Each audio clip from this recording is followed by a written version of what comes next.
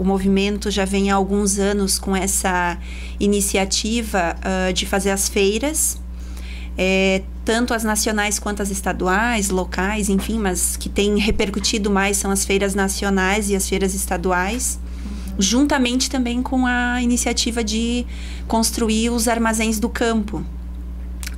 Então, essa ação, digamos assim, ela tem como pano de fundo o nosso atual, digamos assim, palavra de ordem do momento, né, que é a reforma agrária popular. Porque a reforma agrária popular, ela justamente precisa se difundir no meio urbano, né, e nada melhor do que através das feiras, que aí mostram qual é o efetivo resultado da reforma agrária, né, da política de reforma agrária, da implantação e de uma reforma agrária popular. Ou seja, na perspectiva do movimento social, não só MST, mas temos outros movimentos também que, como você falou, né, os pequenos agricultores, as mulheres camponesas, os atingidos por barragens, que também estão aí na base social do campo, os quilombolas, os indígenas, né, que também produzem alimentos. Então, a reforma agrária popular, ela vem justamente nessa perspectiva de dialogar com o meio urbano, porque é onde hoje está a maior parte da classe trabalhadora, né? Então, nós temos o esvaziamento do campo, e aí o MST, para sobreviver também, e a sua bandeira de luta, para ela se intensificar e sobreviver, ela também precisa dialogar com essa base social que está no meio urbano, que é também o consumidor, um dos maiores consumidores finais, né, dos alimentos produzidos pela pequena agricultura. Então, a feira, ela se torna, então, um evento, uma forma também de propagandear e também fazer o debate político. Inclusive, essa questão dos agrotóxicos vai ser um dos temas centrais, né, dessa feira, que está programada para o dia 16 a 18 de abril, inclusive porque a gente tem ali a data do 17 de abril, né, enfim, digamos assim, da indignação, não é? Né, a gente lembrar, né, do massacre de Eldorado dos Carajás. E aí essa questão dos agrotóxicos vai ser um dos temas centrais, né? A produção de alimentos saudáveis passa pela erradicação, né, pela não utilização, pelo combate do uso dos agrotóxicos. Inclusive, a gente está cogitando até uma pesquisadora que é referência aqui no estado em relação à quantidade de agrotóxicos na nossa água também, né? Então, a gente está cogitando a participação dela também, né, nessa feira, dentre outras pessoas que vão trazer esse debate, que na verdade qual que é as duas linhas principais, né? A gente mostrar como esse modelo de agricultura, o agronegócio, ele tem trazido prejuízos, malefícios, né, para a natureza, para as pessoas, para a flora e para a fauna de uma forma em geral, e ao mesmo tempo colocar qual é a proposta, né? Qual é a proposta que nós temos de agricultura, né? De modelo de agricultura. E nesse modelo de agricultura, a nossa palavra de ordem é a agroecologia, que agroecologia não é só uma forma de produção de alimentos, mas é um modo de vida, que aí envolve as questões sociais, ambientais, econômicas. A gente tem, por exemplo, um dos que também vai estar, né, num dos debates, né, a participação, o protagonismo das mulheres na agroecologia, né, que são os principais atores hoje que têm trabalhado com agroecologia, e não só no MST. E aí você falando, inclusive, desse debate, desse mito, né, que existe de que a produção orgânica ou agroecológica, né, que é o que nós defendemos, não funciona, a gente vai ter, inclusive, agora, dia 20 de março, são muitas coisas acontecendo no mês de março, né? Março tá, assim, carregado de jornadas de lutas nacionais. Mas no dia 20 vai estar se comemorando, então vai ter a festa da colheita do arroz em Nova Santa Rita, né, lá na Copan. Então a gente também aproveita para fazer o convite, né? Porque, como você falou, o MST, esses assentamentos, né, são os maiores produtores de arroz agroecológico da América Latina. Então, isso aí é um exemplo claro de como é possível, sim, produzir em grande escala, né, de uma forma sem agrotóxicos, sem danos para a natureza, de uma forma, inclusive, coletivizada, né? Porque ali congregam vários assentamentos, vários pequenos agricultores, então não é uma grande empresa que está produzindo isso. É um coletivo, né? Exatamente, com uma perspectiva, né? A ideia seria, a princípio, né? Tanto na Fernando Machado, que é aquela ali onde tem o Miramar, né? Onde foi também a FenaOstra, já teve algumas atividades aí recentemente. Então, a ideia seria tanto na Fernando Machado quanto na Alfândega.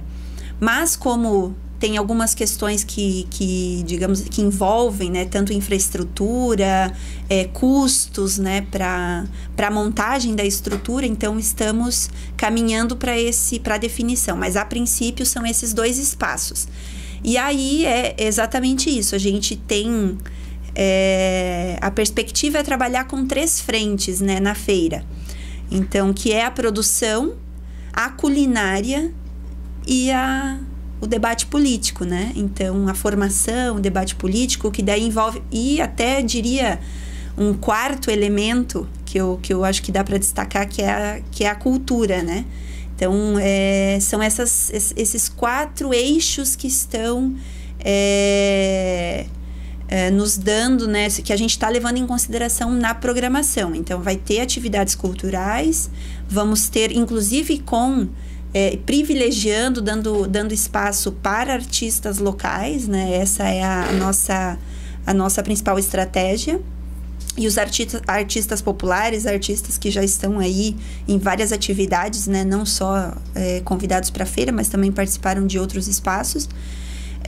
Também vamos ter, então, os debates políticos, os seminários que a gente está chamando, ou aula pública, né? Então, vamos ter esses vários debates em torno da alimentação saudável, combate aos agrotóxicos, expondo, né, o projeto da agroecologia também.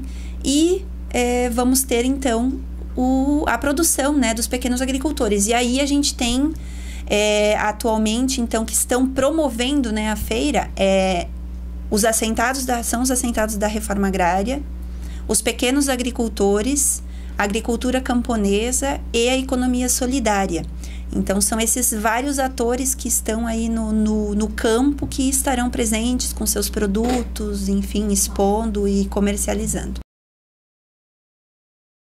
Então, Elaine, eu acredito que tem uma primeira questão que envolve, né, esse debate, é que o movimento, se ele não avança, se a política de reforma agrária não avança, a tendência é ele definhar, digamos assim, né? Então, o movimento social, ele precisa estar constantemente avançando, conquistando e colocando o debate, né, na sociedade.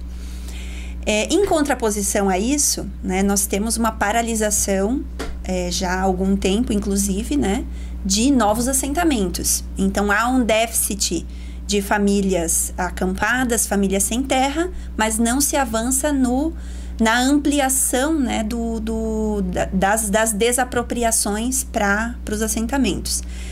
Então, nós temos esse projeto de paralisação. E isso se dá por digamos assim, um avanço do próprio agronegócio, né? Então, aí se criou um conflito direto, porque o agronegócio, não só agronegócio, diria agronegócio, mas porque é o que mais aparece. Mas a gente tem, por exemplo, a política de mineração também. Então, são esses 2, ou outros também, né, que aí em menor escala, mas eu diria esses 2, os grandes empreendimentos. A Maria depois vai trazer aqui as questões das grandes barragens também, né, do setor elétrico, a produção de energia. Mas nós temos esses atores que pressionam para cada vez ter mais e mais e mais terras. Então, é para cima dos indígenas, para cima dos quilombolas. Então, aí precisa barrar os processos também de demarcação das terras quilombolas e indígenas, né? Então, as áreas, né? E nós temos, na verdade, um processo que não é só também de não ter novos assentamentos, mas também de ataques aos territórios que já existem.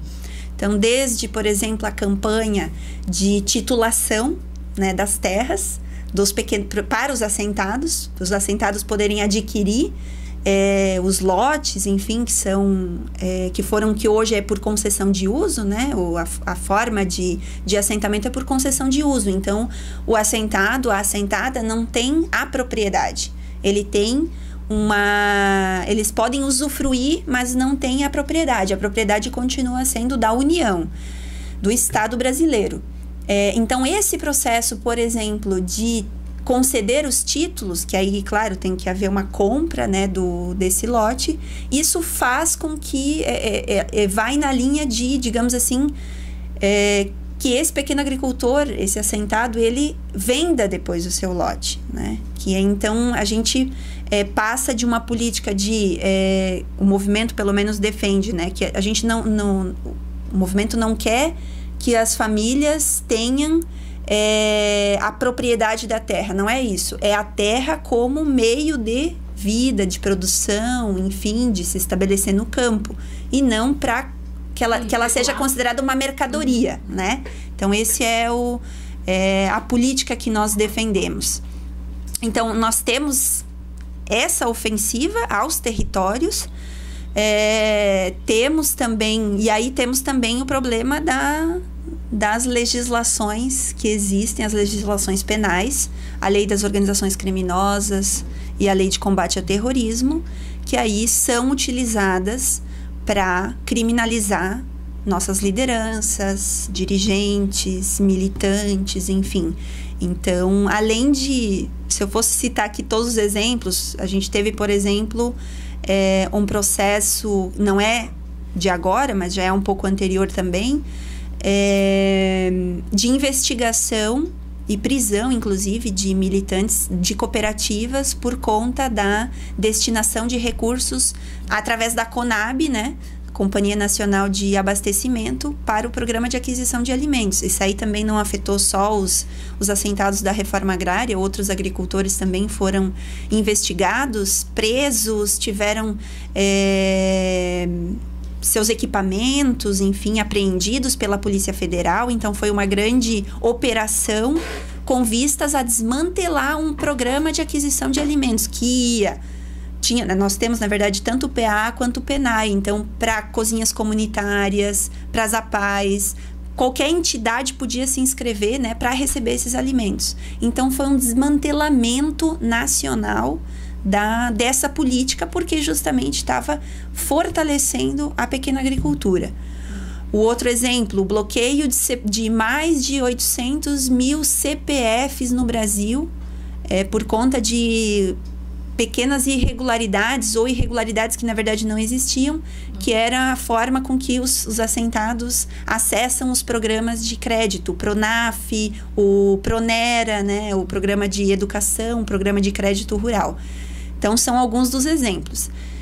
E, além disso, também há o ataque ideológico, que a gente sabe que esse governo está muito forte nisso. Então, o ataque ele vai muito, eu acho, fortemente em relação à educação também. Aí, colocando como se, né, as escolas do MST fosse de doutrinação esquerdista, etc., né? Daí não é também específico com o MST, a gente tem aí a própria educação pública sofrendo com isso, né? Mas acho que é esse complexo, né, de situação que aí afeta a sociedade de forma geral, mas sem dúvida os movimentos sociais estão na mira, né? E aí é tanto do ponto de vista econômico, então de cortar todos os programas, enfim, o desmantelamento do INCRA, a extinção do Ministério do Desenvolvimento Agrário, do Ministério do Desenvolvimento Social. Hoje o orçamento do INCRA, assim, é ridículo, né? Então não estão conseguindo nem pagar diárias para fazer a fiscalização das áreas, né? Que poderiam ser destinadas para a reforma agrária. Então, assim, é uma série de situações que estão na pauta do dia, que aí justamente nos coloca a necessidade não só resistir, mas com essa palavra de ordem da resistência ativa, né? A necessidade de avançar, a necessidade de se organizar ainda mais, de se cuidar também da segurança, de fazer formação, fazer trabalho de base, enfim, uma série de questões que estão na pauta, né, do movimento.